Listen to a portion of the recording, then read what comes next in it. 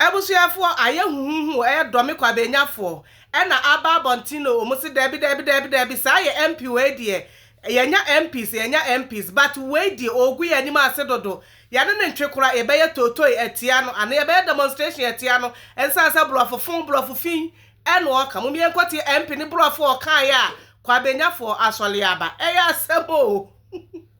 Speaker, under the watch of Honorable Atuforsen, he is bringing bold, systematic, investment-driven, and transformational to the economy. It addresses the root causes of agriculture underperformance, builds sustainable value chains.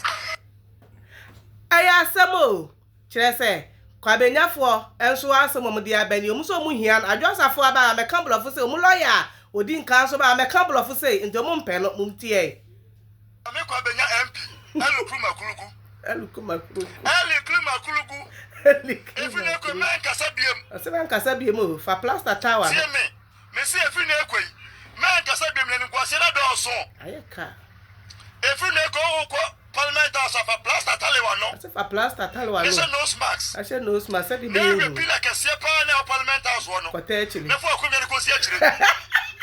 Killer one part the pillar na so no. For come here to see actually. Hey. Next one. The English we go chop. Yeah, me pay one some about fefe. Oh the fefe. Be o blow phone call. Hey. Unya ni nyina pepe po. Phone call nti ase oni nkwase na do so.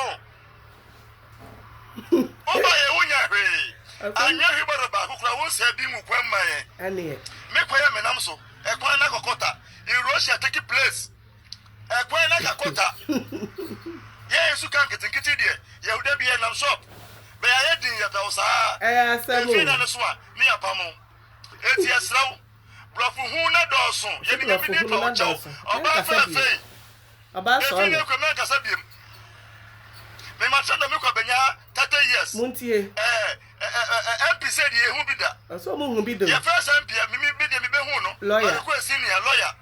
Abusuafoɔ lawyer. So by. My junior so ko be lawyer. And I say yeah me try. Ya so hwe.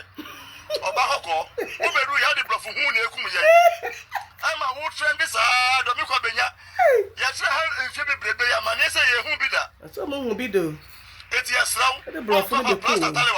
Enkasa biem sunne enko parliament ogun hu ani ma se da ente sa na kasa biem ebe ku ani ma sia ebe demonstration tia o because blofu hu na doso ya bre wo otom o si wa bre wa hu afa do blofu nko oba so no ene na do bi kwabenyafoɔ chese omu leader ene di message abre omu MP o mu say ukwa Parliament House wa sapo kakraka na si won kwotena chide kwota ho fa nose mask na fa plaster tower no enkasa bi wo de ombeka bi ase wa ho ofe ene obrofo nko hey na English we go chop asembe the Ghana for